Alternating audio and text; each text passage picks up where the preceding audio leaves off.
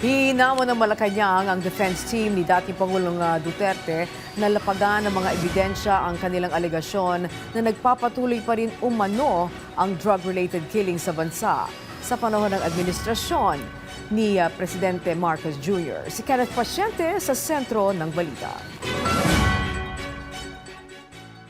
Angelique, binigyang diin ng Malacanang na walang epekto sa foreign relations ng bansa ang mga isinasagawang proceeding sa ICC patungkol sa kaso ni dating Pangulong Rodrigo Duterte. Kumpiyansa ang Malacanang na mas nakikita ng ibang bansa ang hindi pagkikibit-balikat ng kasalukuyang administrasyon sa mga mapang-abuso.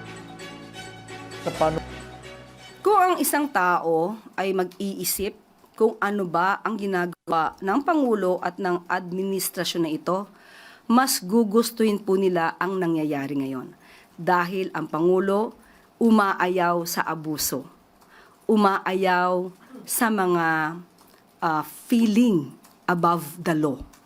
So, doon lamang po siguro hindi po magkakaroon na anumang issue ito sa atin na administrasyon dahil tumutupad lamang po ang Pangulo sa batas.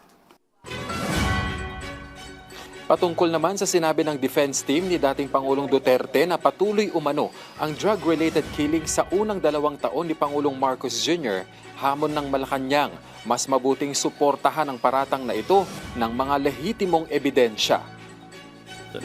Kung sino po ang nagsasabi nito, kung sino po ang nagbibigay ng ganitong klaseng impormasyon, dapat kompletohin nila, hindi numero lamang. Kung saan nangyari, sinong involved, hindi po na naisin ng Pangulo na may lumusot na mga abusado. Kaugnay niyan, Angelique, muling ipinunto ng palasyo na malinaw ang direktiba ni Pangulong Marcos Jr. patungkol sa pagtugon sa illegal na droga. At yan ay walang dadanak na dugo.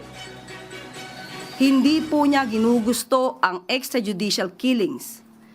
Ang pagsugpo sa iligal na droga ay may tamang pamamaraan. Lagi pong pinapanatili ng Pangulo ang tinatawag nating due process. Kailangan madinig din po ang mga taong inaakusahan. Hindi po kinakailangang ipapatay agad nang hindi sila nadidinig. Hindi po yan at wala po sa konstitusyon natin ang salitang death penalty. Hindi po ito pinapatupad sa bansa natin.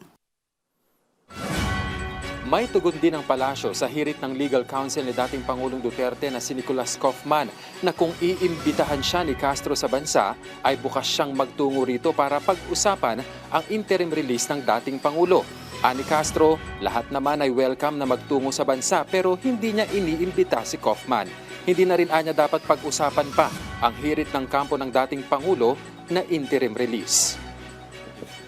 If he will be coming to the Philippines, I am more than happy to treat him.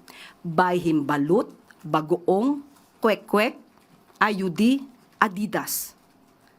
But I will not discuss about the interim release because it has already been dissolved by the ICC.